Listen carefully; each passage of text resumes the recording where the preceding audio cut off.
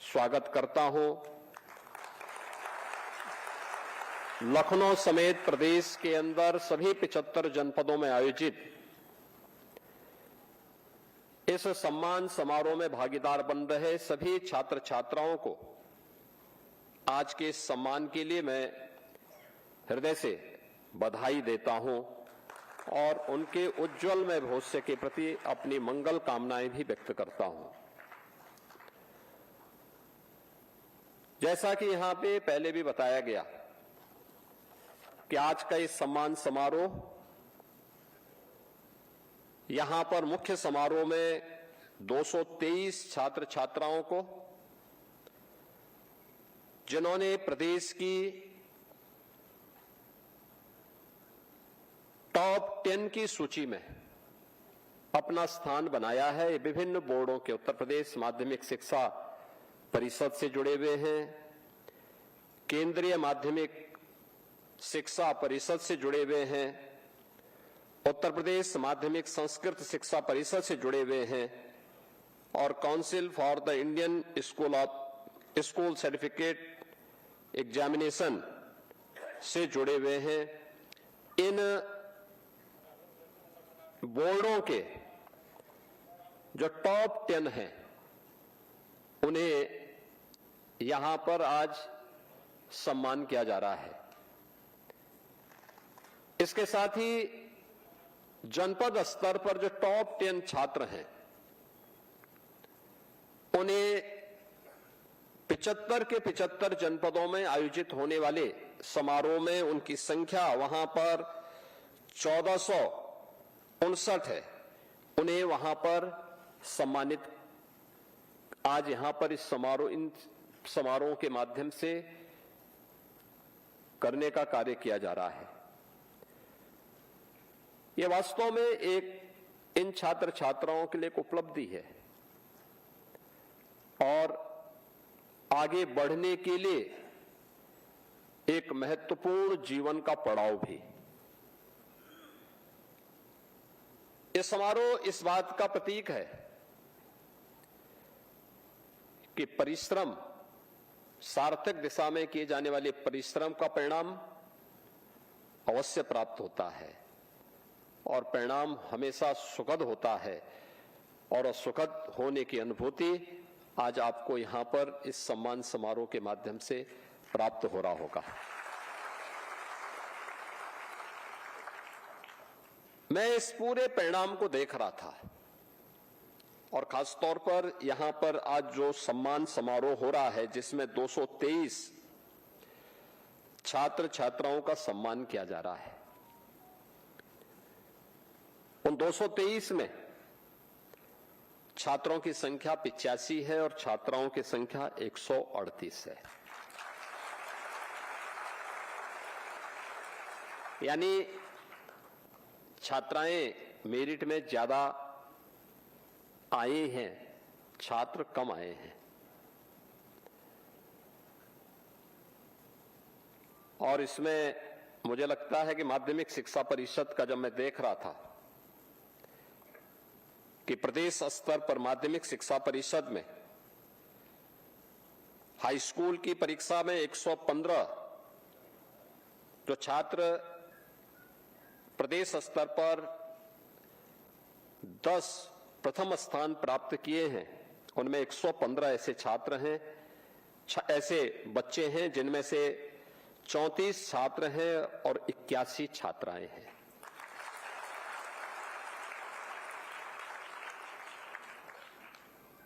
Intermediate में top 10 में माध्यमिक शिक्षा परिषद के प्रदेश स्तर पे छात्रों की संख्या 43 और छात्राओं की 95 है। यानी यह संख्या बताती है कि छात्राएं ज्यादा मेहनत कर लेती हैं और ज्यादा मेहनत करके अच्छा अंक प्राप्त करने की सामर्थ्य रखती हैं। हम लोग जबकि मानते थे कि छात्राएं घर में अपनी माता के भी हाथ में सहयोग करती हैं, अन्य प्रकार का सहयोग करती हैं, लगता है कि अब परिवर्तन आ गया है कि छात्र घर में झाड़ू पोछा ज्यादा लगाने लग गए।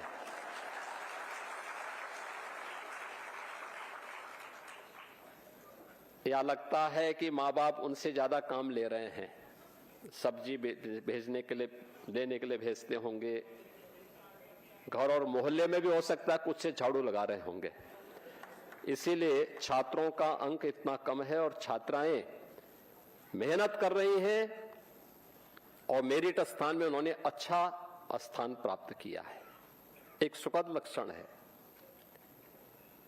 लेकिन छात्रों के लिए भी एक प्रेरणा भी होनी चाहिए कि छात्राएं घर में परिवार का सहयोग करते हुए भी अच्छा अंक प्राप्त कर ले रही हैं, मेरिट में ज्यादा स्थान प्राप्त कर रही हैं,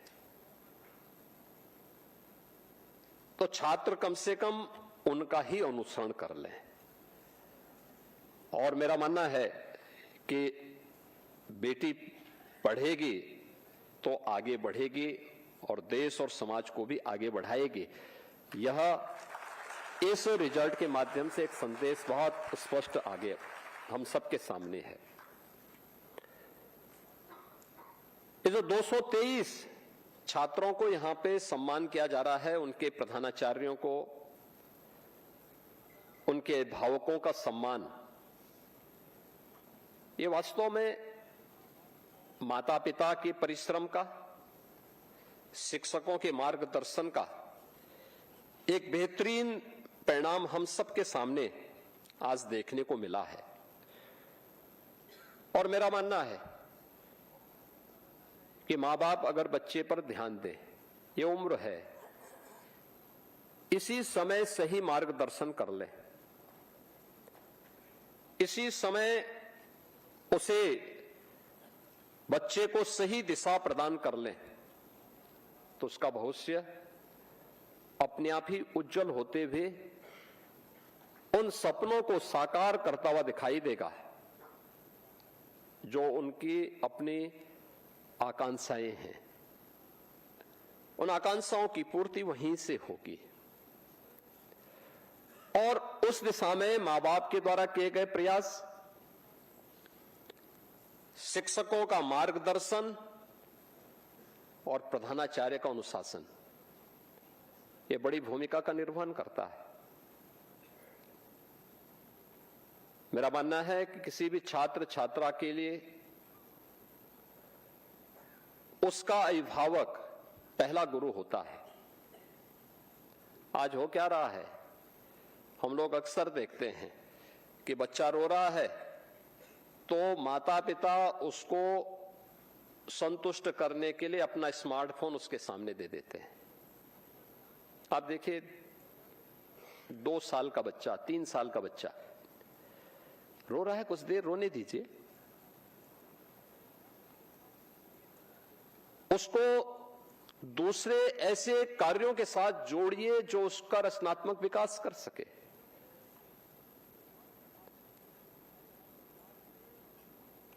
दो वर्ष के बच्चे को, 3 वर्ष के बच्चे को आप स्मार्टफोन पकड़ा रहे हैं,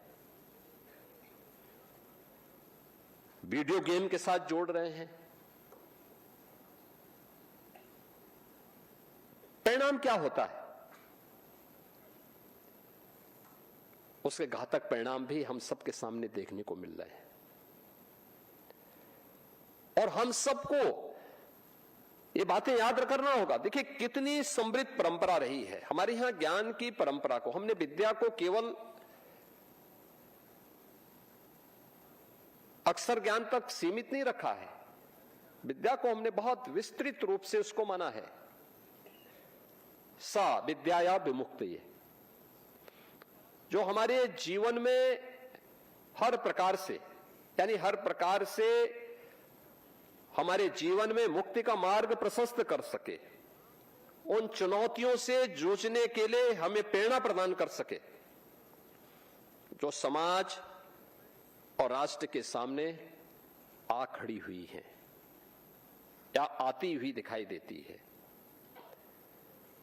पलायनवादी रुख नहीं,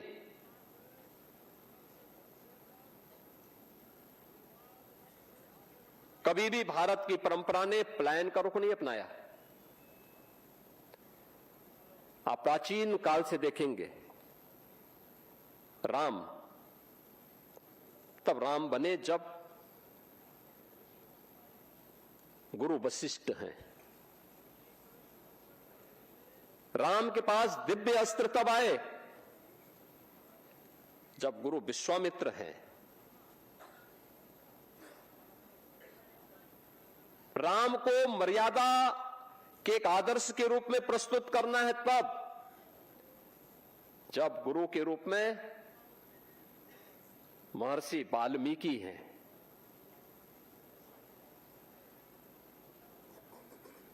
भारत की एकता को उत्तर से दक्षिण तक निर्बाध रूप से आगे बढ़ाना है। ये तब संभव हो पाया जब गुरु के रूप में महर्षि अगस्त जैसा ऋषि है। कृष्ण तब कृष्ण बन पाए। मुरली को सुदर्शन बनने में कोई समय नहीं लगा जब गुरु संदीपन आए। याद करना, युग अलग अलग हो सकता है, लेकिन समय के अनुरूप मुरली की आवश्यकता वृंदावन में थी, लेकिन धर्म की स्थापना के लिए सुदर्शन भी आवश्यक है। वह संदीपन ने महसूस किया था और कृष्ण के हाथों से मुरली वृंदावन में रखवा करके सुदर्शन लेकर के निकल पड़ो, तभी धर्म की स्थापना होगी, तभी यह देश सुरक्षित होगा। और इस भाव के साथ जब उस प्रकार की प्रेरणा आप दे पाएंगे, तब राष्ट्र के रूप में एक लंबी यात्रा को हम आगे बढ़ा पाते हैं। दुनिया के अंदर भारत का सम्मान क्यों? भारत के सम्मान के पीछे का कारण भी इसलिए नहीं कि हमारे पास दुनिया की सैन्य शक्ति सबसे बड़ी थी, इसलिए नहीं कि धन धान्य से परिपूर्ण हमारा देश था। दुनिया के अंदर भारत का सम्मान इसलिए था क्योंकि दुनिया के अंदर सबसे बड़ा ज्ञान की धरोहर हमारे पास थी, और इसलिए दुनिया के अंदर विश्व गुरु के रूप में भारत बन पाया। भारत को इस सम्मान तब मिल पाया। और हम सबको इस बात को ध्यान में रखना होगा कि मेधावी छात्र छात्राओं का सम्मान भी उसी कड़ी का हिस्सा है। यह अवसर इसलिए महत्वपूर्ण है, आज से 9 वर्ष पहले मेधावी छात्र छात्राओं के सम्मान के लिए हम कार्यक्रम आयोजित नहीं कर सकते थे, क्योंकि तब नकल से युक्त परीक्षा होती थी और मेरिट और डिमेरिट का कोई पता ही नहीं लगता था। पिछले 9 वर्ष में हम लोगों ने प्रदेश में नकल मुक्त परीक्षा, नकल विहीन परीक्षा कराने का कार्य प्रदेश के अंदर किया। आज प्रदेश में मैं कह सकता हूं माध्यमिक शिक्षा परिषद में 56 लाख बच्चे परीक्षा में बैठते हैं, और इन 56 लाख बच्चों की ससमय परीक्षा हो। परीक्षा छात्र छात्रा को परेशान करने का माध्यम नहीं होनी चाहिए। परीक्षा का आधार छात्र छात्रा के अंदर उस आत्मविश्वास को पैदा करने के लिए, जिससे वह अपने आप को स्वतःस्फूर्त भाव के साथ उसमें लीन कर ले।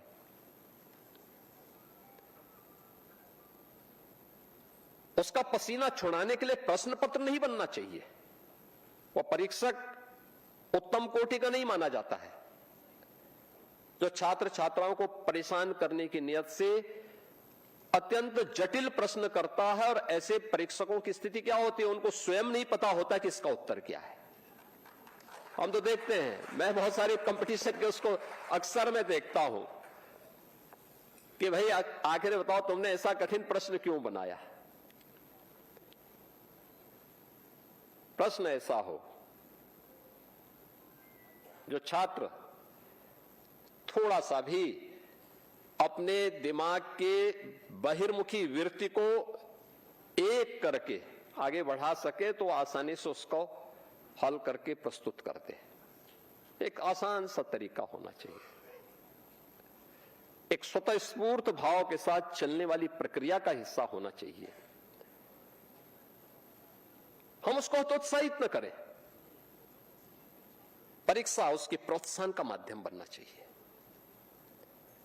9 वर्ष पहले यही होता था, सबको पता था परीक्षा में नकल होनी है, तो शिक्षकों की भर्ती भी नहीं करते थे।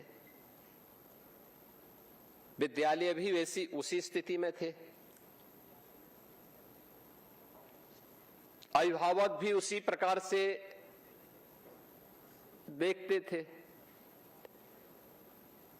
छात्र भी उसी प्रकार से फिर ये मान के चलते थे कि भाई जब अंत में ठेका होना ही होना है तो हम भी मेहनत क्यों करें। ये सब चलता था। और मैंने तो देखा है 17 में कहां के छात्र हैं, पता लगा कि वो पंजाब से, जम्मू कश्मीर के छात्र प्रदेश के, पूर्वी उत्तर प्रदेश के कुछ जनपदों में परीक्षा देते हुए, नाम उनका लेकिन परीक्षा कोई और देता था। और अब मैं कह सकता हूं कि उत्तर प्रदेश के अंदर ऐसा नहीं है। अब छात्र ही अपनी परीक्षा देगा। विद्यालय में शिक्षक भी हैं, शिक्षक ही पढ़ाएगा। अगर शासन से वह मानदेय ले रहा है तो वही शिक्षक पढ़ाएगा, उसके स्थान पर कोई प्रॉक्सी टीचर नहीं पढ़ाएगा। यह भी व्यवस्था सुनिश्चित की गई है। अनेक अभिनव प्रयास किए गए हैं और प्रयोग भी किए गए, नवाचार माध्यमिक शिक्षा के स्तर पर। और नकल विहीन परीक्षा के साथ साथ आज जब समय पे परीक्षा होती है, समय पे परिणाम आते हैं, आप सोचो ना, 56 लाख बच्चों की परीक्षा। और ये परीक्षा अब 3 महीने नहीं, 14 से 15 दिन के अंदर, अगले 14 से 15 दिन के अंदर परिणाम भी आना है। और परिणाम भी आने के साथ उन छात्रों को उनकी मार्कशीट समय पे मिल जाए, वे छात्र अपनी आगे की तैयारी के लिए अपनी व्यवस्था कर सके। ये सभी कार्यक्रम तो हो ही रहे हैं, लेकिन साथ साथ अब माध्यमिक शिक्षा परिषद के विद्यालय वे दर्शनीय हो गए, देखने लायक हो गए। गवर्नमेंट इंटर कॉलेजेज हों, गवर्नमेंट बालिका इंटर कॉलेजेज हों, या फिर प्रबंधकीय व्यवस्था में सहायता प्राप्त विद्यालय हों, इंटर कॉलेजेज हों, इन सभी के साथ संस्कृत परिषद से जुड़े हुए जो माध्यमिक शिक्षा के विद्यालय हैं, जिनमें पूर्व मध्यमा, उत्तर द्वितीय वर्ष और उत्तर मध्यमा से जुड़े हुए छात्रों को, या शास्त्री और आचार्य से जुड़े हुए छात्रों को संस्कृत का अध्ययन करने का अवसर प्राप्त होता है। इन सब के लिए सरकार ने अनुदान की व्यवस्था की।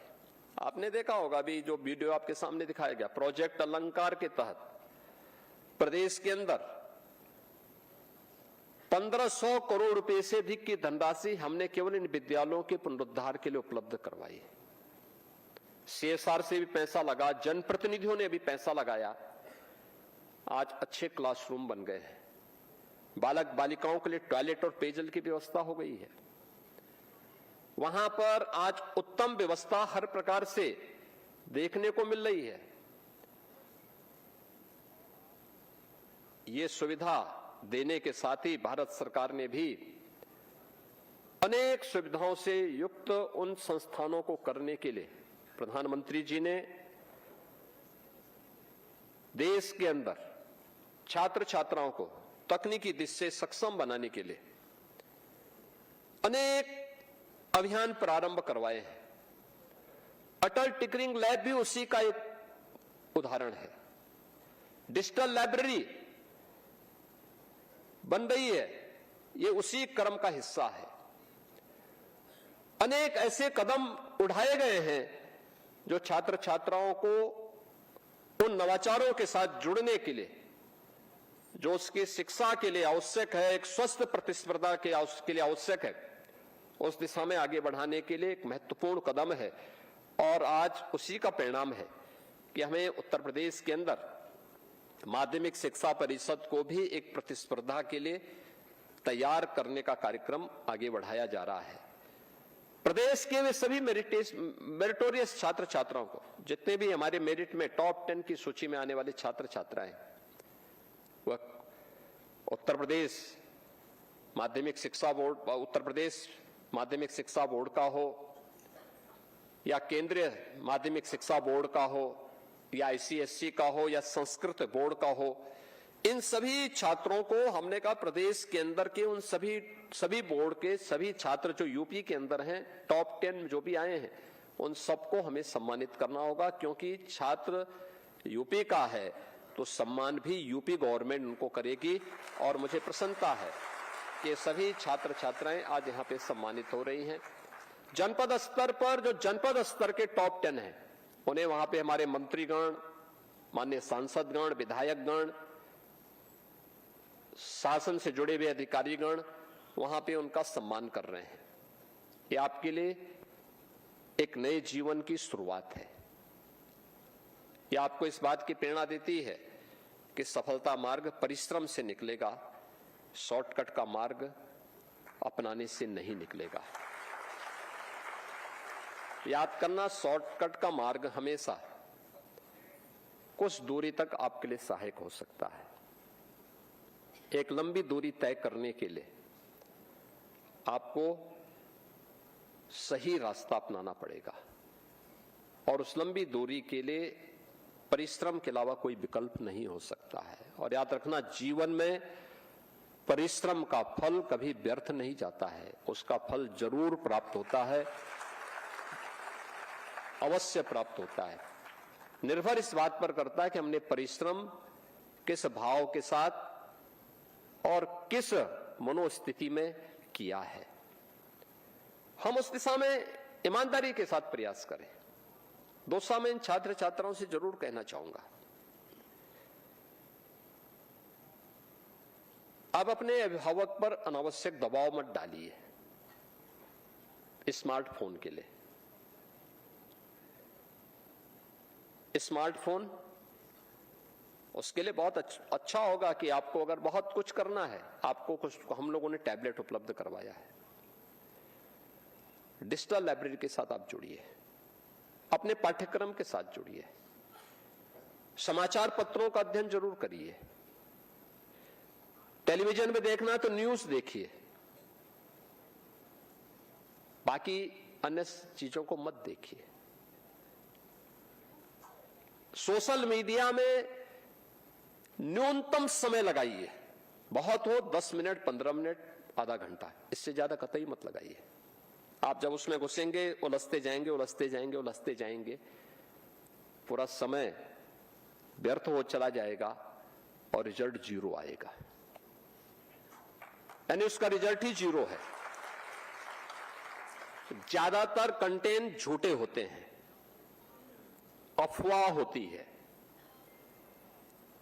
बहुत कम सही तथ्य रह पाते हैं। तो जिसका अस्तित्व ही नहीं, उसके पीछे भागने का मतलब क्या? और किसी को नहीं पता, कि किसी को इसकी आवश्यकता नहीं कि भाई आप किसी कंपटीशन में गए, किसी इंटरव्यू का पार्ट बनने जा रहे हैं, कोई नहीं पूछेगा कि आपके कितने फॉलोअर्स हैं, कोई नहीं पूछने वाला है। याद रखना, उस समय आपका प्रेजेंटेशन ही आपका चयन का आधार बनेगा। उस समय कोई नहीं पूछने वाला है। समाज के बारे में जानकारी रखिए, देश के बारे में जानकारी रखिए, दुनिया के बारे में जानकारी रखिए, व्यवहारिक जानकारी से अपने आप को उत्प्रोत करिए। अपनी परंपरा, अपनी संस्कृति, अपनी विरासत, अपना देश और अपने आसपास के परिवेश के बारे में भी सूक्ष्म जानकारी अपने पास रखनी चाहिए। हम लोग जब आपके पास आते हैं इस प्रकार के कार्यक्रम करने के लिए तो इन छात्र छात्राओं का पूरा ब्यौरा पहले मांगते हैं। जो भी 223 छात्र मेरे पास सामने आ रहे हैं उन सभी का ब्यौरा मेरे पास आता है। ये छात्र कहाँ के रहने वाले हैं, कौन है, इनकी पारिवारिक पृष्ठभूमि क्या है, इनके माता पिता क्या करते हैं, इनके शिक्षक कहाँ हैं, पूरा ब्यौरा हम लोग उनका लेते हैं। आप भी तो कर सकते हैं। किसी कार्यक्रम में जा रहे हैं, पूरी जानकारी आप उनका भी बारे में ले लीजिए। कार्यक्रम का उद्देश्य क्या है, लखनऊ हम जा रहे हैं, कितनी दूरी पे लखनऊ है, लखनऊ के बारे में जानकारी ले लीजिए। अपने जनपद के बारे में जानकारी ले लीजिए। अन्य रचनात्मक कार्यक्रमों के साथ जुड़ेंगे तो यह उपयोगी होगा। दूसरा, अपने आप में आत्मविश्वास आवश्यक है, लेकिन यह मान करके चलना कि मैं ही सच हूं, मैं ही सही हूं, बाकी गलत है, इस भ्रम में भी कभी नहीं रहना, कभी नहीं रहना। याद रखना कि व्यक्ति को हमेशा, व्यक्ति फेल कब होता है, असफल होता कब है, जब वह अति आत्मविश्वास में भर करके चलता है और छोटी छोटी बातों को नजरअंदाज करता है। ये छोटी बातें उसके लिए बाद में बैरियर बन जाती है, ऐन वक्त पर उसको धोखा दे देती है। इसलिए हर एक छोटी से छोटी बात को भी ध्यान रखना, कोई पाठ्यक्रम का हो, जीवन का हो, इनको ध्यान में रखने की आवश्यकता है। इसको अगर आपने ध्यान में रखा और फिर आपने अपने शुद्ध नियत से परिश्रम पूर्वक आप जीवन के किसी भी क्षेत्र में जाएंगे, आपको सफलता की ऊंचाइयों तक पहुंचने से कोई ताकत रोक नहीं सकती है। अनवरत रूप से आप आगे बढ़ते जाएंगे और उस दिशा में सार्थक प्रयास आपका प्रारंभ होना चाहिए। और ये उम्र सबसे अच्छी उम्र है जब आप अपने जीवन के गोल को तैयार कर सकते हैं। क्या आपका लक्ष्य है, अभी से तैयारी करना। जीवन एक विस्तृत क्षेत्र है। यह आवश्यक नहीं कि हर व्यक्ति प्रशासनिक अधिकारी ही बने, ये आवश्यक नहीं कि हर व्यक्ति किसी एक फील्ड में ही जाए, हर व्यक्ति डॉक्टर ही बने, हर व्यक्ति इंजीनियर ही बने। हर व्यक्ति अच्छे समाज सेवी बन सकते हैं, आर्मी में अफसर भी बन सकते हैं, अच्छे प्रशासनिक अधिकारी भी बन सकते हैं, अच्छा चिकित्सक बन सकता है, अच्छा इंजीनियर बन सकता है, लेकिन औपचारिकता नहीं होनी चाहिए। जिस फील्ड में जाओ पूरी जानकारी लो। अच्छी जानकारी जहां भी हो उसको अपने साथ जोड़ो, उसको प्राप्त करो। हमारे यहां कभी भी ज्ञान के आने के द्वार को बंद करने का आदेश नहीं है। हमेशा से जहां कहीं से भी अच्छी जानकारी मिलती है, अच्छा ज्ञान प्राप्त होता है, हमें उसके लिए अपने आप को तैयार करना चाहिए। ये रास्ता अपने आप ही आपके लिए आगे बढ़ेगा। और आज मुझे प्रसन्नता है कि हम लोग एक साथ 1682 छात्र छात्राओं को प्रदेश भर में आज सम्मानित कर रहे हैं। यहां पे इस सभागार में चूंकि 223 छात्र छात्राएं, उनके अभिभावक, उनके प्रधानाचार्य, इनको आना था, इसलिए यहां पर केवल इतने छात्र छात्राओं को बुलाया गया है और बाकी जनपद स्तर पर भी छात्र छात्राओं को बुलाया गया है। इस समय आपके अवकाश के साथ ही आगे के प्रवेश की प्रक्रिया प्रारंभ हो गई होगी। स्वाभाविक रूप से आप उसके साथ जुड़ेंगे। ग्रीष्मावकाश भी है, इस ग्रीष्मावकाश का सदुपयोग करिए। कुछ समय जीवन का ऐसा भी निकालिए जो अपने शारीरिक स्वास्थ्य के लिए भी उत्तम हो। याद रखना, अच्छा स्वास्थ्य ही जीवन के उन सभी आयामों को और जीवन के उन सभी लक्ष्यों को प्राप्त करने में सहायक हो सकता है जिसे आप प्राप्त करने की इच्छा रखते हैं। स्वास्थ्य के प्रति भी उतनी ही जागरूकता महत्वपूर्ण है। समय पे जगना, समय पे सोना, समय पे अपना भोजन लेना, भोजन का संतुलन भी महत्वपूर्ण है। साथ साथ सरकार के द्वारा किए जाने वाले प्रयास का हिस्सा भी हमें ध्यान रखना होगा कि सरकार अगर इसमें आपको सहयोग करती है तो उस सहयोग के बदले सरकार एक अपेक्षा रखती है कि हम भी देश और समाज के लिए अपने योगदान को किस रूप में आगे बढ़ा सकते हैं। अभी आप शिक्षा से जुड़े हुए हैं,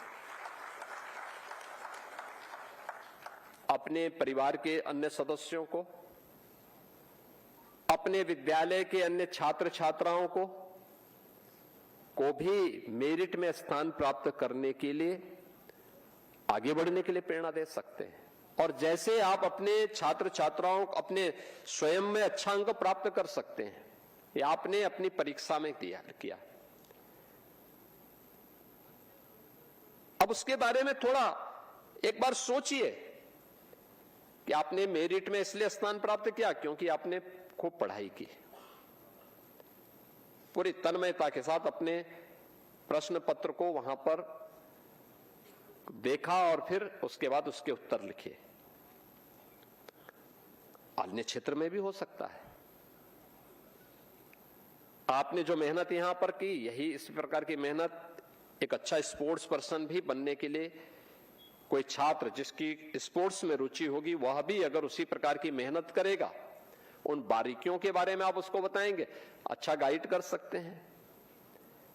कोई कलाकार है, उस कलाकार को भी आप बताएंगे, वह भी अच्छा कलाकार बन सकता है। जीवन के अलग अलग क्षेत्र में अन्य लोगों को भी आप उस दिशा में आगे बढ़ने के लिए प्रेरित कर सकें तो वह आपकी देश के प्रति एक सेवा होगी। और सेवा के लिए हम सबको सदैव तैयार रहना चाहिए। हमारी सफलता, हमारी मेहनत तो है, मां बाप का परिश्रम तो है ही, उनका मार्गदर्शन है ही, शिक्षकों का योगदान तो है ही, लेकिन साथ साथ समाज का भी और देश का भी कुछ योगदान है। और समाज और देश के उस योगदान के प्रति भी कृतज्ञता का भाव हमारे मन में अवश्य होना चाहिए। जब भी हमें अवसर मिले हम उस दिशा में अपने स्तर पर प्रयास प्रारंभ करें।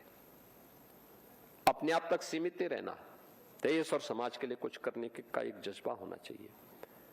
आज के इस अवसर पर जब आप सभी को यहां सम्मानित किया जा रहा है, मैं यहां पर इस मुख्य समारोह में उपस्थित इन सभी प्रदेश की मेरिट सूची में प्रदेश के अंदर जो भी, चाहे वह प्रदेश सरकार के हों, भारत सरकार के हों या एसएससी बोर्ड से जुड़े हुए छात्र छात्राएं हैं जिन्होंने टॉप 10 में अपना स्थान प्राप्त किया है, आज उनके सम्मान के समारोह के लिए आयोजित इस समारोह में मैं इन सभी छात्र छात्राओं को हृदय से बधाई देता हूं, उनके अभिभावकों का अभिनंदन करता हूं, उनके प्रधानाचार्यों का और शिक्षकों का भी हृदय से अभिनंदन करता हूं। जनपद स्तर पर भी जो हमारे छात्र छात्राएं हैं, वहां पर उन्हें मेरी इच्छा थी कि एक साथ बुलाऊं, लेकिन काफी बड़ी संख्या हो रही थी और मेरा मानना था कि 5000 की क्षमता एक साथ बुलाना और फिर उनके साथ इस प्रकार का संवाद कठिन हो सकता था। इसलिए जनपद स्तर पर हम लोगों ने मंत्रियों को, विधायक सांसदों को, विधायकों को और अधिकारियों को भेजा है कि वे जाकर के वहां पर उन्हें मेरी ओर से, प्रदेश सरकार की ओर से अवश्य सम्मानित करें। और उसी सम्मान समारोह के साथ आज जुड़ने के लिए हम लोग यहाँ एक साथ उपस्थित हुए हैं। आप सबको मेरी मंगलमय शुभकामनाएं हैं। आप इसी तरह आगे बढ़ते रहें, परिश्रम करते रहें, जीवन के अलग अलग क्षेत्र में अपनी सफलताओं के नित्य नए प्रतिमान स्थापित करते हैं। इस विश्वास के साथ आप सबके प्रति मेरी मंगलमय शुभकामनाएं हैं। धन्यवाद। जय हिंद। बहुत बहुत धन्यवाद।